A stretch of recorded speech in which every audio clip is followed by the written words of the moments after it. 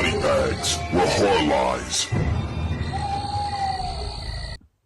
Hello, welcome to Body Bags. My name is James and I'm your Tuesday night reviewer.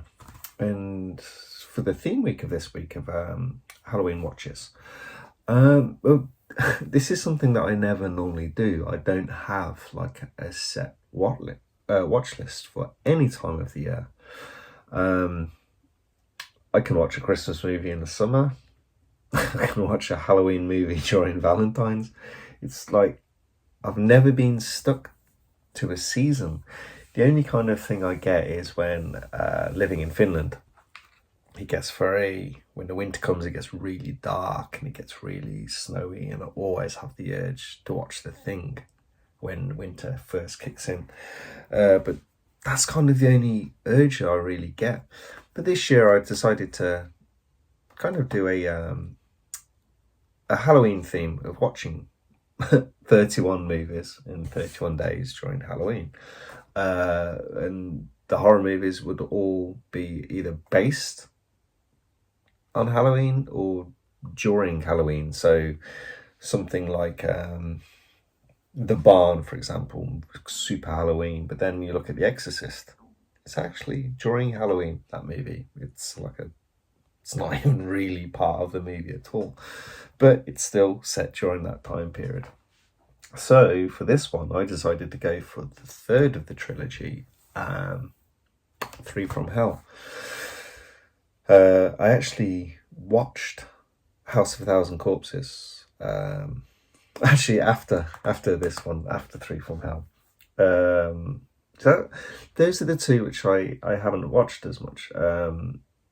I watched Devils many times. It's my favourite zombie movie, and I really love that one. House I do enjoy as well. I think it's good, and I actually do enjoy Three from Hell. It's to me it's the weakest of the three, but it doesn't mean there's not entertainment value there for me, because I did enjoy this watch. It's probably only the second time I've seen it, I think. Yeah, I kind of got it when it first came out. And yeah, I probably hadn't watched it since then. So it was like, let's watch it for this month. So we're actually on, I have one movie more to watch actually. I've hit 30 already, and that's the one I'm actually saving my number one. Well, not my number one. Top 3 horror movie, sorry. The Exorcist for that one. But yeah, it's not something I'm going to do every year, because obviously the amount of movies based on Halloween or during Halloween, it's starts to get a little slim. I feel like I've hit a lot of top movies. I've got the list here, which is what I've been watching. Kind of put a few on that I hadn't seen for like many years. The People Under the Stairs. I stuck the old Arrow Blue on for that, and Sleepy Hollow and stuff like that. But then there's new ones which I've seen lately and I really enjoy, like Hell House LLC, Scary Stories to Tell in the Dark, and then some like kind of like old kind of classic ones like Silver Bullet and Slugs. It's based during Halloween. Never kind of get it. And of course like the big ones like Trick or Treat and like Halloween 3, Season of the Witch and things like that. But let's run through this movie quickly. So yeah, the movie starts out, it's kind of like newsreels and that, and it's like somehow Otis, Baby and Captain Spaulding survived at the end, somehow. And basically they're in prison. I think it's because of the Sig Haig's health at the time. He actually died during the making of this movie. He's only in it for the very start, and he actually they write his character that he's actually killed. The other two are serving life. He's given like lethal injection or something. So the death penalty, and I think that's written as that because how his health was, sadly. But it's great that he got to be in this, so he's in all 3 parts of the trilogy.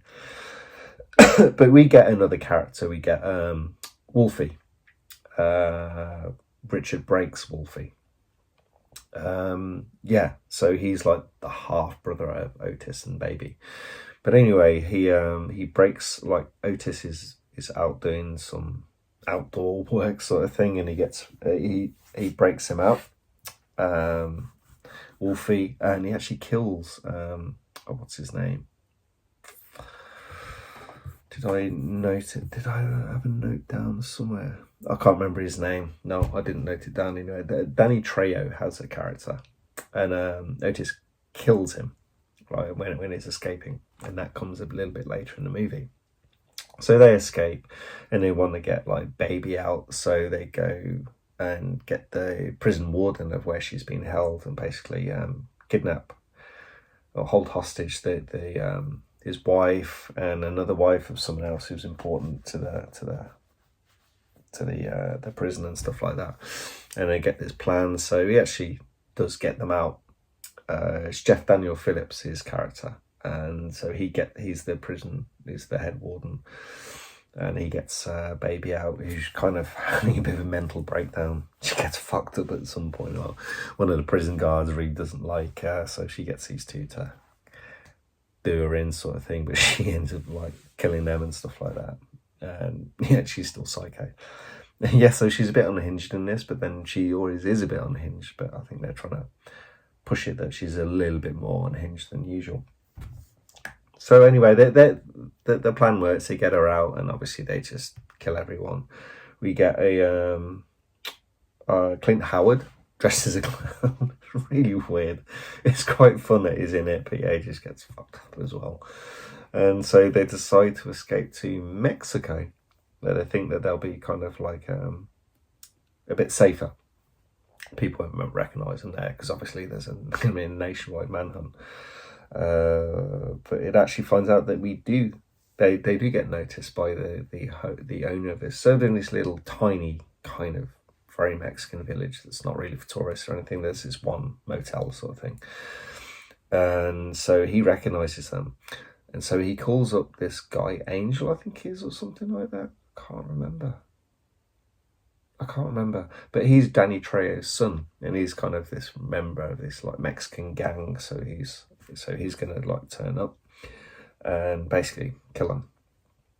So he's the owner of the motel is distracting him with prostitutes and all stuff like that. It's all kind of going on, and there's this kind of showdown at the end with this gang, this cartel, this Mexican cartel. And that's a bit weird, because it's kind of a bit weird. It's like there's this face off with this guy, like Otis is facing off with this dude, like, one-on-one, and that's where it kind of loses its feel a bit. It's like dirty and grimy with all the prostitutes and everything. But that third final act is where the movie drops for me. Like, I love the first two acts. And it's not that I don't like it. It's just, I don't know.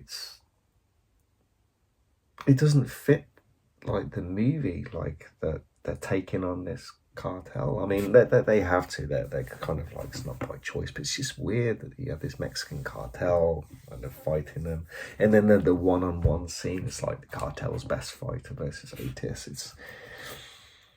It's kind of almost like your zombie wants you to cheer for him. It's like, yeah, we'll cheer for him just because he's so fucked up. You don't need to make him kind of like, it's like, turns him into a bit of a good guy. You don't need that. They're kind of scum of the earth, yet we still love them. We still love these characters. And then, so that's kind of the end of the movie. Like I said, it's an enjoyable film. There's bits and pieces that people pick out all the time, like, they shouldn't have survived, and blah, blah, blah, and blah, blah, blah. It's like, well, you just take it for what it is. And it's a really enjoyable movie. It's just that third act. It's like, it's a bit displaced for me. It's almost like it was written by someone else, kind of. And then Zombie adds his flourishes onto it. I know that he was just the writer for it, but still, it just, something just feels a little bit different with that one. Like, maybe it was, not that it's a cleaner movie, following Devils and stuff like that, and House.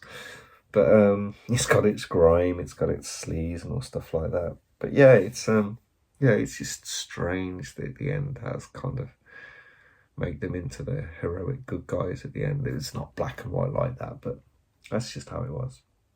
How I kind of was kind of picking up on it.